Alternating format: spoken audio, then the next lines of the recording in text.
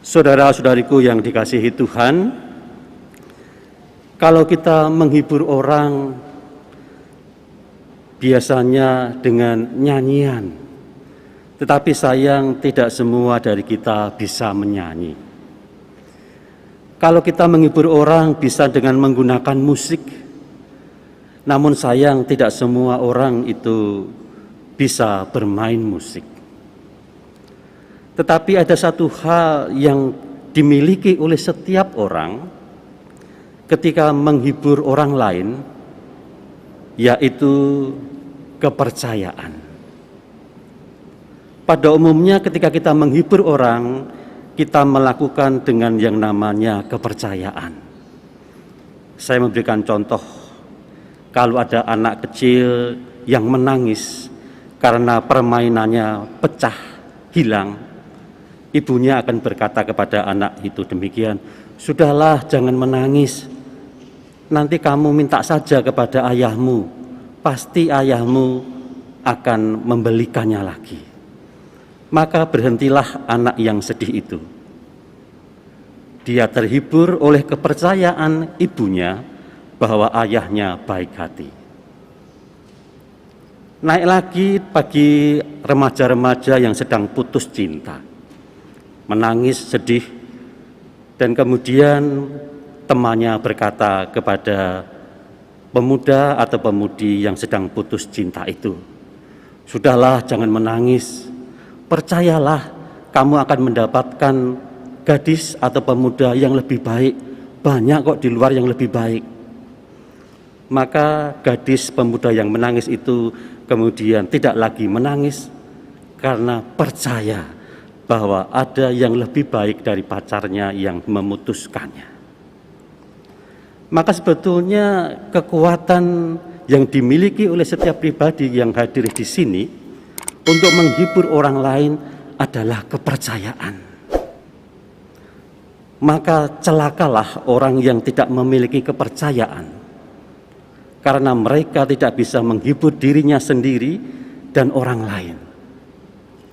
Maka sungguh menyedihkan orang yang tidak memiliki kepercayaan, karena dia tidak bisa menguatkan keluarganya. Dia tidak bisa menguatkan orang yang sedang berduka. Maka mari kita melihat kembali apa yang sebetulnya diinginkan oleh gereja pada bulan November ini.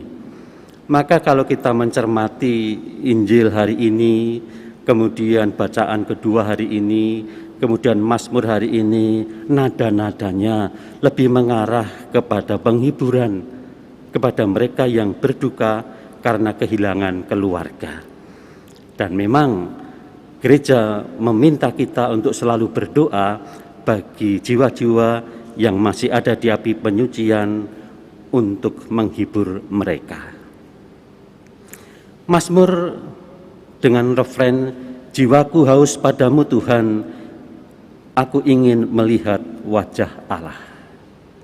Inilah kata-kata penghiburan dari pemazmur.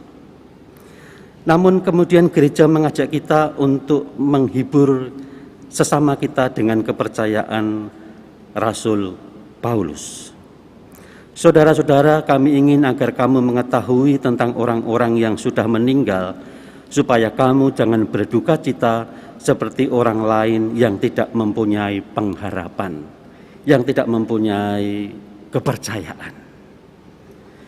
Kepercayaan macam apa yang ditawarkan oleh Santo Paulus dalam menghadapi akhir zaman? Dia berkata demikian, "Sebab pada waktu tanda diberikan, yaitu pada waktu penghulu malaikat berseru dan sangkakala Allah berbunyi, Tuhan sendiri akan turun dari surga." Jadi kepercayaan orang Katolik ketika nanti akhir zaman itu Tuhan akan turun dari surga, kata Santo Paulus. Dan mereka yang meninggal dalam Kristus Yesus akan lebih dahulu bangkit. Jadi tidak ada yang namanya dunia ini dihancurkan. Yang ada justru orang mati dibangkitkan. Sesudah itu kita yang hidup dan masih tinggal akan diangkat bersama dengan mereka dalam awan menyongsong Tuhan di angkasa. Jadi seandainya hari ini itu akhir zaman, kita tidak mati loh saudara. Yang terjadi itu sebaliknya, orang mati dibangkitkan, dan kemudian kita yang percaya itu menyongsong Tuhan untuk naik ke surga. Itu kata 1 Paulus. Tetapi yang lebih mengherankan adalah kepercayaan Santo Paulus itu diikuti dengan kata-kata ini. Karena itu hendaklah kamu saling menghibur dengan perkataan-perkataan ini.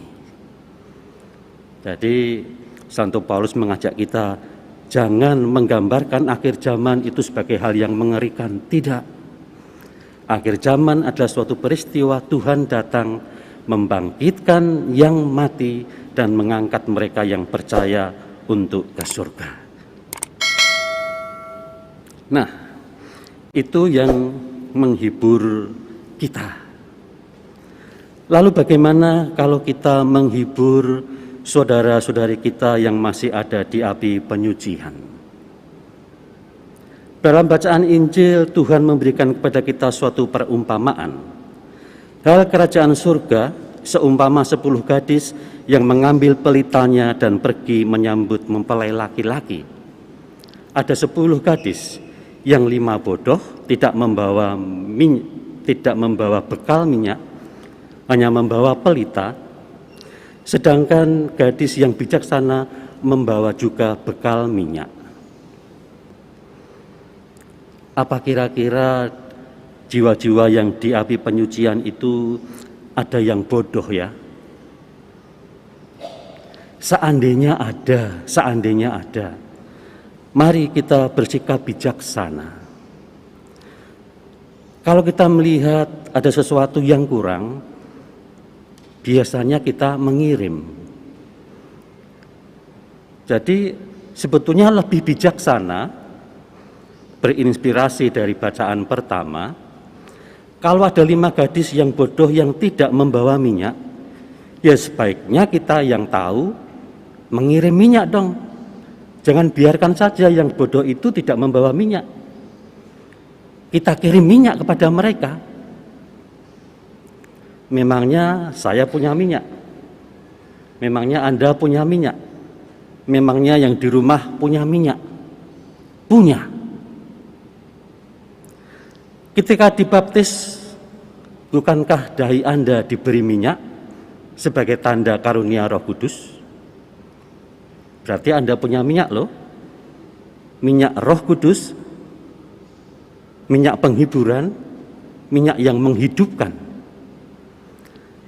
Ketika Anda krisma, Anda diberi minyak loh oleh uskup, minyak Roh Kudus, minyak penghiburan, minyak yang menguatkan.